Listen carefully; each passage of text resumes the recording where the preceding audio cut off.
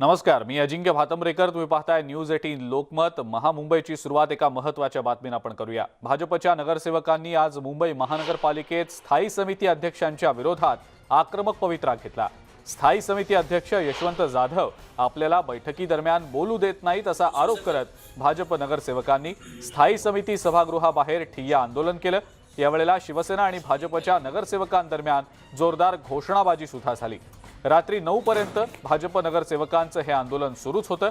अखेर उशिरा भाजपनं हे आंदोलन मागे घेतलं. मुंबई महानगरपालिकेच्या स्थायी समितीच्या अध्यक्षांच्या कारभाराच्या विरोधात आज मुंबई महानगरपालिकेच्या स्थायी समितीमध्ये भारतीय जनता पक्षाचे सगळे सदस्य या ठिकाणी धरणं आंदोलन करतात. यशवंत जाधव जी के प्रोटेक्शन में करोड़ों करोड़ों रुपए का भ्रष्टाचार करना है और भ्रष्टाचार से रोकने के लिए जब भारतीय जनता पार्टी के नगर सेवक बोलते हैं तो उनको बोलने नहीं देना. पिछले मीटिंग में भी उन्होंने किया था.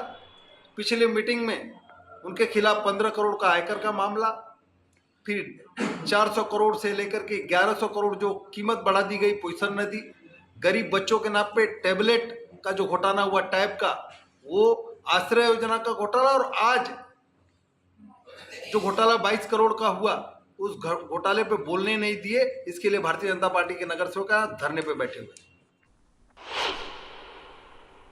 मात्र भाजपचे आरोप चुकीचे असल्याचं स्थायी समिती अध्यक्ष यशवंत जाधव यांनी म्हटलंय. ज्या वेळेला चर्चेची मागणी केली तेव्हा चर्चेची परवानगी दिल्याचंही त्यांचं म्हणणं आहे. कोविड फंडचा हिशोब मागता पीएफ फंडचा हिशोब मागायची धमक आहे का, असा सवालही यशवंत जाधव यांनी केला.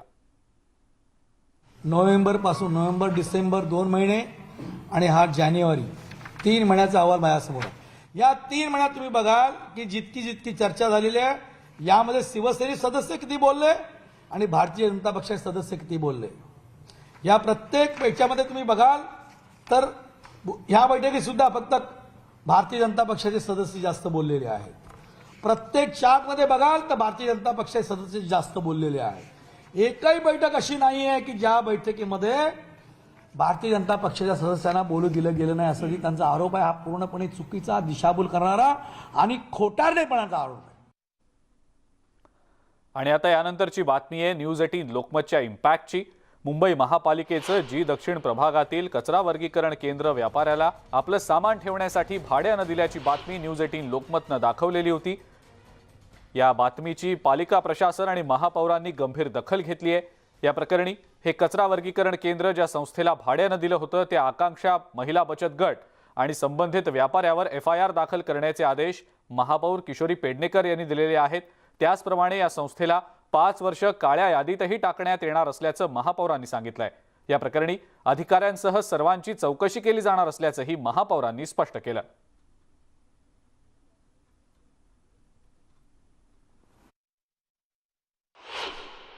मुंबईच्या महापौर किशोरीताई पेडणेकर आपल्यासोबत आहेत.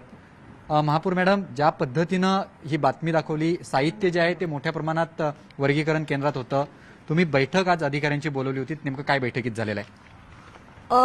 मुळामध्ये ज्या पद्धतीने बातमी व्हायरल झाली त्याबरोबर लगेचच आमच्या गकव्य आणि त्याच्या असलेल्या अधिकाऱ्यांनी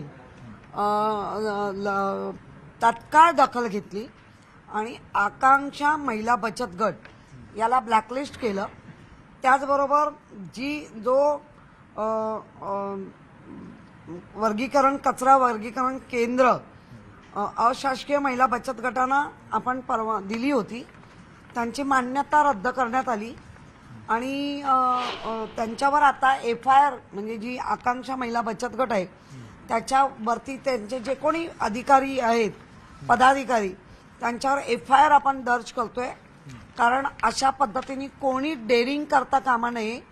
महिला बचत गट म्हणून तुम्ही काम मिळवता तर तुम्ही त्या दायरेत राहून किंवा नियमात राहून तेच काम केलं पाहिजे. त्या जागेचा वापर चुकीचा होता कामा नये. कुठल्याही नागरिकांनी किंवा आपल्यासारख्यांनी चॅनलवाल्यांनी दाखवल्यानंतर त्याच्यावरती लगेच कारवाई होते, हे मोठं उदाहरण आहे. त्यामुळे आकांक्षा महिला बचत गट याच्यावरती तिला टर्मिनेट पुढील 5 वर्षासाठी केलंय की जेणेकरून कुठल्याच महानगरपालिकेमध्ये हे आता टेंडर मिळवू शकणार नाहीत. Video journalist Sandeep मोरेसह Vishal Patil, news 18 Lokmat, Mumbai. जी साऊथ विभागातील कचरा वर्गीकरण केंद्र व्यापाऱ्याला भाड्यानं दिल्याचा धक्कादायक प्रकार न्यूज 18 लोकमतनं समोर आणला. त्यानंतर पालिकेनं याची गंभीर दखल घेतली. जी साऊथमधल्या वर्गीकरण केंद्र आता पालिकेनं सील केलंय आणि याचाच आढावा घेतला आमचे प्रतिनिधी विशाल पाटील यांनी. जी साऊथ विभागातील कचरा वर्गीकरण भाड्यानं दिल्याचा धक्कादायक प्रकार न्यूज 18 लोकमतनं समोर आणला होता आणि याच्याच बाबतीत आता महापौरांकडनं कठोर कारवाई करण्यात आलेली आहे. हाच तो कचरा वर्गीकरण केंद्र आहे जे एका व्यापाऱ्याला त्याचं साहित्य ठेवण्यासाठी देण्यात आलं होतं आणि या वर्गीकरण केंद्रावरती आता कारवाई करण्यात आलेली आहे. आपण बघू शकतो की हे वर्गीकरण केंद्र महानगरपालिकेकडनं आता सील करण्यात आलेलं आहे आणि संबंधित जी सामाजिक संस्था आहे महिला बचत गटाच्या अंतर्गत हे वर्गीकरण केंद्र चालू होतं. या संस्थेवरती गुन्हा दाखल करण्याचे आदेश मुंबईच्या महापौर किशोरी पेडणेकर यांनी दिलेले आहेत. त्याचबरोबर ज्या व्यापाऱ्यानं या ठिकाणी त्याचं साहित्य ठेवलं होतं त्याच्यावरती सुद्धा FIR नोंद करण्याची आदेश जे आहेत ते मुंबई महापालिकेकडनं देण्यात आलेले आहेत. त्याचबरोबर या सगळ्या प्रकरणामध्ये जे संबंधित अधिकारी आहेत ज्यांची सुद्धा कसून चौकशी करण्यात येणार आहे आणि या बाबतीत संपूर्ण एक अहवाल जो आहे तो सुद्धा तयार करण्यात येणार आहे. त्यामुळे कचरा वर्गीकरण केंद्रामध्ये चक्क वेगवेगळं साहित्य जे आहे ते ठेवण्यात आलं होतं. कुठच्याही प्रकारे कचऱ्याचं वर्गीकरण या केंद्रातून होत नव्हतं. हा धक्कादायक प्रकार न्यूज 18 लोकमतनं समोर आणल्यानंतर आता मुंबई महानगरपालिकेनं हे कचरा वर्गीकरण केंद्र सील केलेलं आहे. Video journalist Sandeep मोरेसह Vishal Patil, news 18 Lokmat, Mumbai. Goa विधानसभा निवडणुकीचे सगळ्याच पक्षांना आता वेध लागलेत आणि याच पार्श्वभूमीवर गोव्यात जिंकून आलेल्या उमेदवारांनाच तिकीट दिलंय आणि उत्पल पर्रीकर यांना 2 ऑप्शन दिलेत अशी अतिशय महत्त्वाची माहिती गोव्याचे मुख्यमंत्री डॉक्टर प्रमोद सावंत यांनी न्यूज 18 लोकमतला दिलेल्या एक्सक्लुझिव्ह मुलाखतीत दिली आहे. त्याचबरोबर लक्ष्मीकांत पार्सेकरांशी चर्चा केली जाईल तसंच त्यांच्या नाराजीचा फायदा विरोधकांना होणार नाही असंही सावंत यांनी म्हटलं.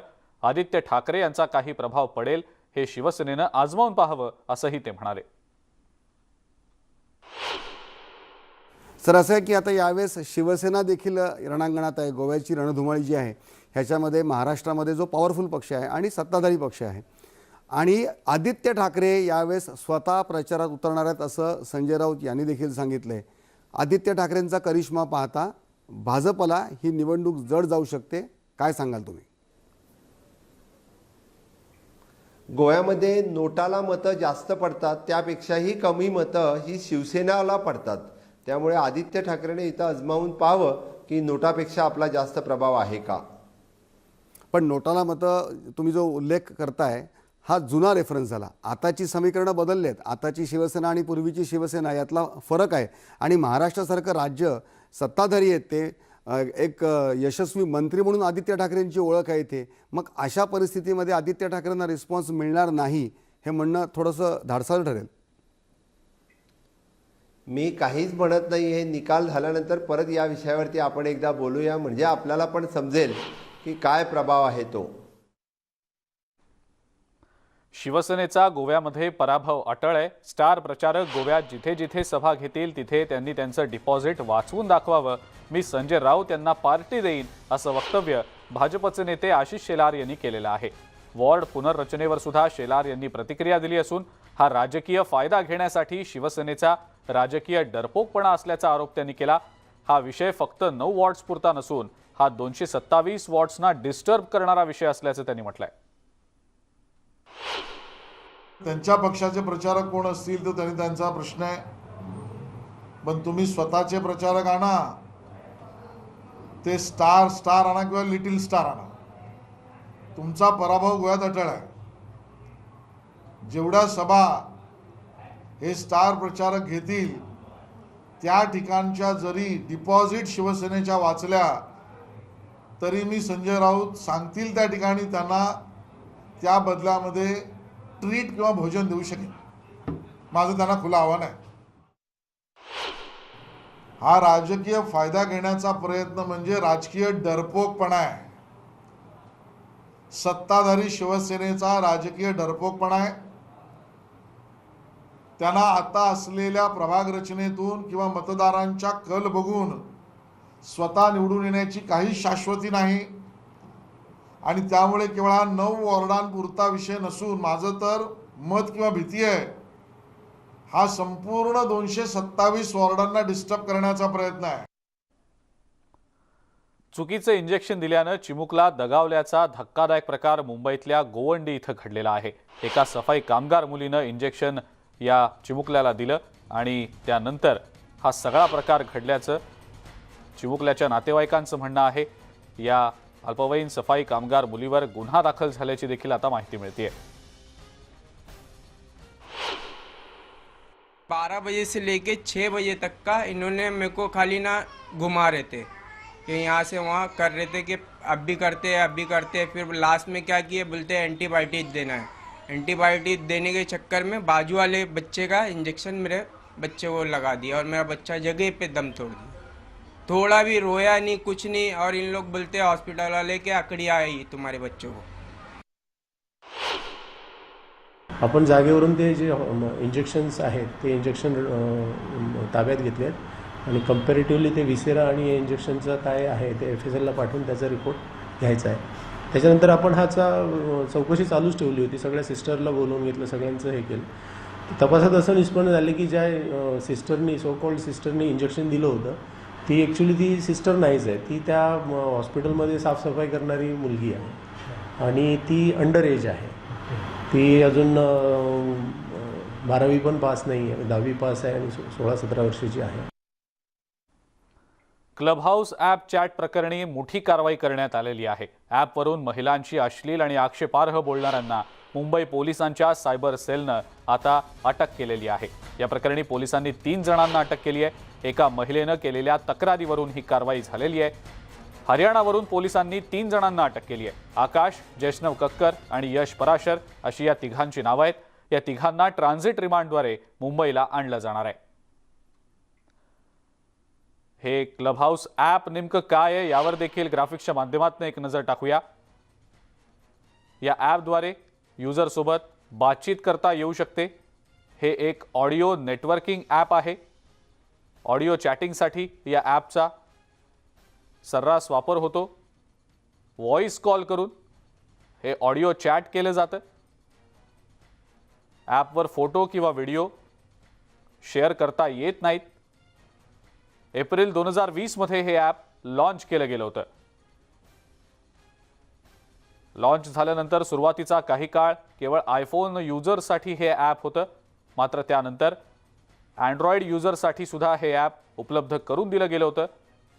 विविध विषयांवरील चर्चेसाठी या ॲपवर ग्रुप तयार केले जात असतात. मोठमोठ्या सेलिब्रिटींनी हे ॲप वापरल्यामुळं हे ॲप कमी कालावधीतच प्रसिद्ध झालं.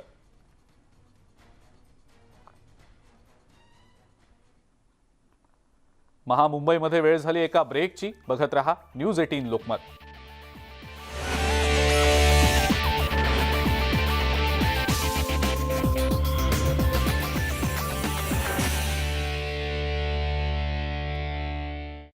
डॉक्टर अमोल कोल्हे यांनी 2017 मध्ये सिनेमामध्ये नथुराम गोडसेंची भूमिका केली आहे. त्यामुळे नोटीस काढायची आणि या गोष्टीचा एवढा बाऊ करण्याची आवश्यकता नाही असं जयंत पाटलांनी स्पष्ट केलंय. मात्र तो सिनेमा निषेधार्ह आहे अशा शब्दात राष्ट्रवादीचे प्रदेशाध्यक्ष जयंत पाटील यांनी पक्षाची भूमिका स्पष्ट केली आहे. राष्ट्रवादीचे खासदार डॉक्टर अमोल कोल्हे यांनी सिनेमात केलेल्या नथुराम गोडसे यांच्या भूमिकेवरून राजकारण चांगलंच तापलंय. एखादा कलाकार एखादी भूमिका करतो म्हणजे प्रत्यक्ष जीवनात त्याचे विचार तसेच असतात असं नाही. तसंच त्यांनी हा चित्रपट राजकारणात येण्याआधी केला आहे. त्यामुळे विनाकारण या विषयावरून राजकारण करू नये असं रोहित पवार यांनी म्हटलंय. अमोल कोल्हेंनी नथुराम गोडसेंची भूमिका करण्यात काही गैर नसल्याचं चंद्रकांत पाटील म्हणालेले आहेत. मी अमोल कोल्हे यांची पाठराखण करेन, मात्र त्यांनी ते विचारही मान्य केले का असं सांगावं असा सवाल देखील पाटील यांनी उपस्थित केलाय. राष्ट्रवादी काँग्रेसचे खासदार अमोल कोल्हे यांच्या चित्रपटावरून काँग्रेसनं विरोध करायला सुरुवात केली आहे. महात्मा गांधी ही आपल्या देशाची ओळख आहे आणि त्यांचा खून करणाऱ्याला हिरो बनवलं जात असेल तर येणाऱ्या पिढीला आपण काय संदेश देणार असा सवाल काँग्रेसचे प्रदेशाध्यक्ष नाना पटोले यांनी केलाय. इतकंच नव्हे तर चित्रपट रिलीज झाला तर आम्ही त्याचा निषेध करू, चित्रपटाला विरोध करू असंही नाना पटोले यांनी म्हटलंय. शिवसेना पक्ष गुपचूप काही करत नाही, जे करतो ते समोर करतो असा टोला शिवसेना आमदार चंद्रकांत पाटलांनी एकनाथ खडसेंना लगावलाय. एकनाथ खडसे यांनी भाजप शिवसेनेच्या गुपचूप केलेल्या युतीबद्दल वक्तव्य केलंय. त्याला उत्तर देताना चंद्रकांत पाटलांनी हे वक्तव्य केलंय. नाशिक जिल्ह्यासाठी वाढीव निधी देण्यात आलेला आहे. वार्षिक सर्वसाधारण योजनेसाठी जिल्ह्याला 85.27 कोटींच्या वाढीव निधीसह एकूण 500 कोटींचा अंतिम नियत व्यय मंजूर करण्यात आलेला आहे. उपमुख्यमंत्री अजित पवारांनी ही घोषणा केली आहे. तसंच कोरोनामुळे राज्याच्या उत्पादनात घट झालेली असताना देखील जास्तीत जास्त निधी जिल्ह्याला देण्याचा प्रयत्न असल्याचं उपमुख्यमंत्री अजित पवारांनी सांगितलंय.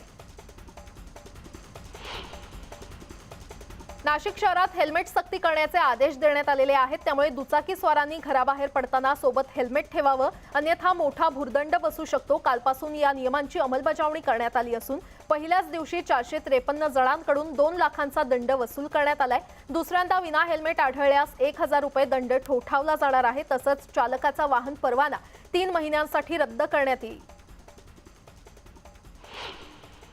चंद्रपूर जिल्ह्यातील कोळसा खाणीतून उच्च प्रतीचा कोळसा काढला जातो. मात्र या कोळशाची मोठी हेराफेरी होत असल्याचं समोर आलंय. कोल माफियांकडून उच्च प्रतीच्या कोळशाची लूट होत असून या प्रकरणी सीबीआय चौकशी करण्याची मागणी काँग्रेस नेते तसंच माजी खासदार नरेश पुगलिया यांनी केली आहे. चंद्रपुरात कोल माफिया सक्रिय झाले असून या कोल माफियांना राजकीय पाठबळ मिळतंय. तसंच या माफियांमुळे शासनाला कोट्यवधींचा चुना लागत असल्याचा देखील आरोप पुगलिया यांनी केलाय. कोरेगाव भीमा वास्तव या पुस्तक वादात आणखी एक नवा ट्विस्ट आलेला आहे. हे पुस्तक रोहन माळवदकर या तरुणानं नव्हे तर सौरभ विरकर या तरुणानं लिहिलेलं आहे असा आरोप रिपब्लिकन सेनेनं केलेला आहे. इतकंच नव्हे तर सौरभ विरकर या उजव्या विचारसरणीकडे झुकणाऱ्या तरुणानं वर्षभरापूर्वी हे पुस्तक लिहिलं असं देखील रिपब्लिक सेनेनं म्हटलंय. कोरोनानंतर टीबीचा धोका वाढलाय. बरं झाल्यानंतर खोकला असेल तर टीबीची भीती वाढल्याचं समोर आलंय. 15 दिवसापर्यंत खोकला असेल तर तपासणी करा असे निर्देश केंद्र सरकारकडून राज्यांना देण्यात आलेले आहेत. 15 दिवसांच्या वर खोकला असेल तर दुर्लक्ष करू नका असा सल्ला डॉक्टर देखील देत आहेत. काँग्रेसच्या शिबिराला पोलिसांनी नोटीस पाठवलेली आहे. कार्यक्रमाला 50 लोकांच्या वर परवानगी नसेल. या कार्यक्रमासाठी काँग्रेसनं पोलिसांकडे परवानगी मागितली होती. मात्र पोलिसांनी नोटीस पाठवली असून केवळ 50 लोकांच्या उपस्थितीमध्ये कार्यक्रमाला परवानगी देण्यात आली आहे. नागपूरमधील कोरोनाचा वाढता धोका पाहता शहरातील सर्व 17 समाज कल्याण विभागाच्या वसतिगृहांना तात्काळ सोडण्याचे आदेश विद्यार्थ्यांना देण्यात आलेले आहेत. मात्र या तातडीच्या आदेशांमुळे आता वसतिगृह सोडून जायचं कुठे असा प्रश्न विद्यार्थ्यांसमोर निर्माण झालाय. त्यामुळे संतप्त विद्यार्थ्यांनी आंदोलनाचं हत्यार उपसलंय. नागपूरच्या बेसा येथील समाज कल्याण विभागाच्या वसतिगृहात विद्यार्थी आंदोलनाला बसले. नाशिकमध्ये पोलीस दलाला कोरोनानं विळखा घातलाय. पोलीस आयुक्तालय हद्दीमध्ये 94 पोलीस कोरोना बाधित असल्याचं समोर आलेलं आहे. यातील अनेक जण कोविड सेंटरमध्ये उपचार घेत आहेत. मात्र मोठ्या प्रमाणात पोलिसांना कोरोनाची लागण होत असल्यानं पोलीस प्रशासनाची आता चिंता वाढली आहे.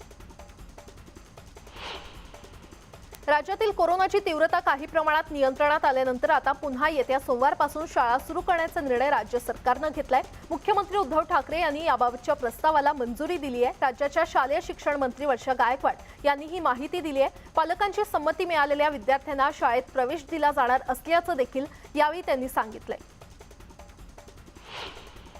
ठाणे जिल्ह्यातील महानगरपालिका, नगरपरिषद, नगरपंचायत आणि ग्रामीण क्षेत्रातील 1ली ते 12वीचे वर्ग 24 जानेवारी म्हणजेच येत्या सोमवारपासून सुरू करण्याचे आदेश ठाणे जिल्हाधिकारी राजेश नार्वेकर यांनी दिलेले आहेत.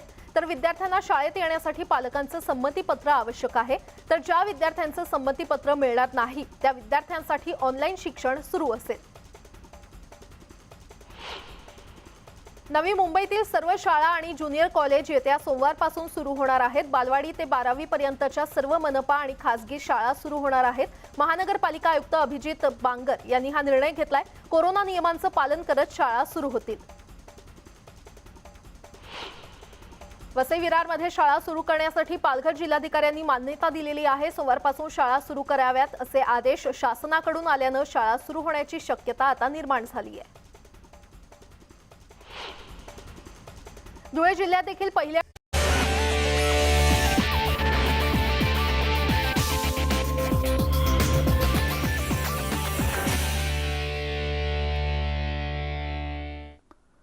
ब्रेकनंतर आपल्या सगळ्यांचं पुन्हा एकदा स्वागत. नथुराम गोडसेच्या भूमिकेवरून पुरोगामी वर्तुळातनं चौफेर टीका होताच राष्ट्रवादीचे खासदार डॉक्टर अमोल कोल्हे यांनी दुसऱ्यांदा खुलासा दिलेला आहे. आजच्या खुलाशात त्यांनी त्यावेळेस आपल्या नेमक्या कोणत्या परिस्थितीत ही भूमिका स्वीकारावी लागली त्याचं कारण सांगितलं. पण त्याचवेळी त्यांनी काल वापरलेला आव्हानात्मक भूमिका हा शब्दप्रयोग जाणीवपूर्वक टाळलाय. थोडक्यात या सगळ्या वादावर सामोपचारानं पडदा टाकण्याचा प्रयत्न त्यांनी केलाय. पाहुयात अमोल कोल्हे आज नेमकं काय म्हणाले. नथुराम गोडसे यांनी जे सांगितले त्या संदर्भात तुम्हाला फक्त तेवढी भूमिका करायची हे मला सांगण्यात आलं आणि त्यानंतर ज्या गोष्टीला एवढंच मर्यादित ही गोष्ट आहे. कलाकार म्हणून माझ्यासाठी दोन गोष्टी फार महत्त्वाच्या होत्या. एक म्हणजे मी कलाकार म्हणून शोधत असलेली ओळख, त्याचवेळी छत्रपती संभाजी महाराजांची मालिका किंवा चित्रपट करण्यात तब्बल 8 वर्ष येत असणारं अपयश, त्या अपयशानंतर मिळालेली एक संधी आणि दुर्दैवानं अचानक 11 दिवसात बंद झालेलं त्याचं चित्रीकरण. त्यामुळे नक्कीच कलाकार म्हणून एक नैराश्य होतं आणि एक ओपनिंग ज्याला आपण शोधत असतो ते ओपनिंग मला समोर असं दिसलं की हिंदी चित्रपटामध्ये एक भूमिका करण्याची एक महत्त्वाची संधी समोर आली, जरी ती विचारधारेशी जुळत नसली तरी सुद्धा. यानंतर मी काही जणांशी चर्चा केल्यानंतर मला अनेकांनी ही गोष्ट सांगितली की निगेटिव्ह भूमिका किंवा एखाद्या खलनायकाची भूमिका गेली म्हणून ती व्यक्ती खलनायक होत नाही. ठाणे बेलापूर एलिव्हेटेड मार्गाचा अतिशय महत्त्वाचा भाग असलेल्या ऐरोली काटई मार्गाच्या दुसऱ्या बोगद्याच्या कामाला डिसेंबर महिन्यात नगरविकास मंत्री एकनाथ शिंदे यांच्या हस्ते ब्लास्टिंग करून सुरुवात करण्यात आली. तर आता या मार्गाचा पहिला टप्पा हा अंतिम टप्प्यात आला असून येत्या दिवसांमध्ये या मार्गाच्या पहिल्या टप्प्याचं काम पूर्ण होणार आहे, ज्यामुळे या मार्गाच्या पूर्णत्वाला वेग येईल. या प्रकल्पामुळे मुंबई, नवी मुंबई आणि कल्याण डोंबिवली ही शहरं एकमेकांना जोडली जाणार आहेत. या नवीन मार्गामुळे शिळफाटा इथली वाहतूक कोंडी टळणार असल्यामुळे ऐरोली ते डोंबिवली हे अंतर अवघ्या 15 मिनिटात पार करणं शक्य होईल.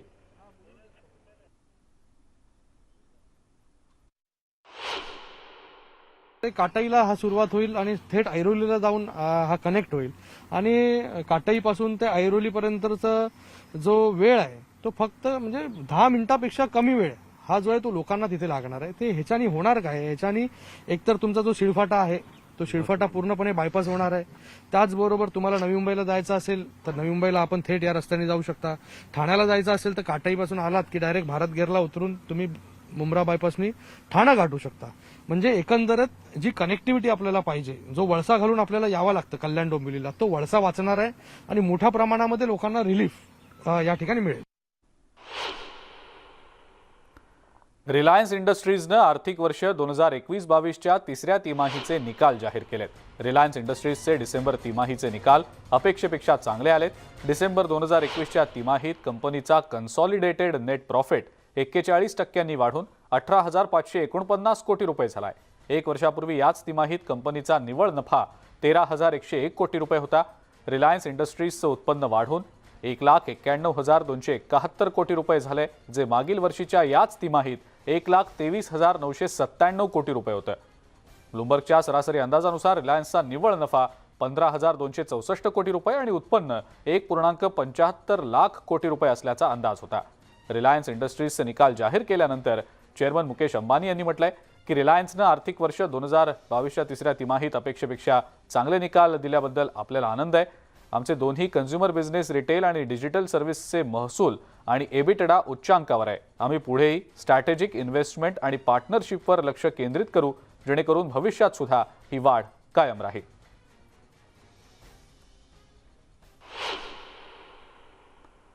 जेव्हा समाज एकत्र येतो तेव्हा कोणत्याही संकटावर मात करता येते आणि त्यामुळे चांगला परिणामही मिळवता येतो. त्याचप्रमाणे WWF इंडियानं व्यास नदीच्या किनाऱ्यावर काम करत एक चांगला उपक्रम राबवलाय.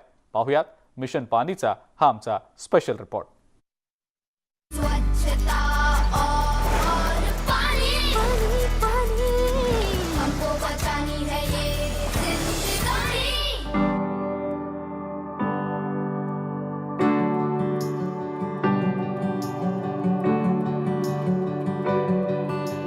We are at a very famous village, Karmowala, which is in Tarantaran district of Punjab, and this is Beas River, one of the most healthy river in Punjab. We came here, we surveyed the rivers, spotted the dolphins, and we identified them as Indus River dolphin. Dolphins are indicator species of a good river ecosystem. So if there is no flow in a river, if the water quality is bad, if there is no fish in a river, dolphins cannot exist. So the idea of engaging communities is also to understand the relevance of dolphins and the practices that they can impart on themselves so that the dolphins remain healthy and safe forever. This Mitras program, it's highly decentralized. It is actually connecting the local stakeholders on a river bank or a village to impress upon them that they need to act. I'm very proud to say that there are 11 dolphin Mitars in Bias, in that 80-kilometer stretch of the river. On a daily basis, they are feeding in information. They're feeling proud to be part of this. I think that's a great progress that we have. The other one is this network has expanded to 30 villages in the Bias Conservation Reserve, which is a new Ramsar site in Punjab, a wetland of international importance. 1,000 Mitras in the group, farmers, school children, government officials, etc. So that's another one. But what we are really looking at is these Mitars or Mitras coming together, framing a shared vision for the Bias Conservation Reserve and the whole system in Harike. That's a long-term dream that we have, and I think it's again progression. So we'll get there.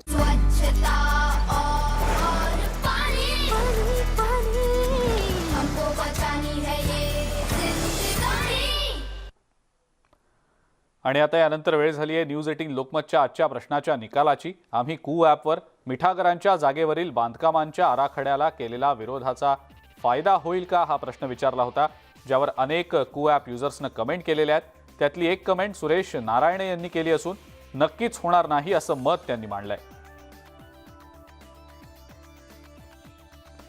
या सगळ्या महत्त्वाच्या घडामोडींसह मुंबईमध्ये वेळ झाली इथंच थांबण्याची. ताज्या बातम्या आणि अपडेट्ससाठी बघत राहा फक्त न्यूज 18 लोकमत.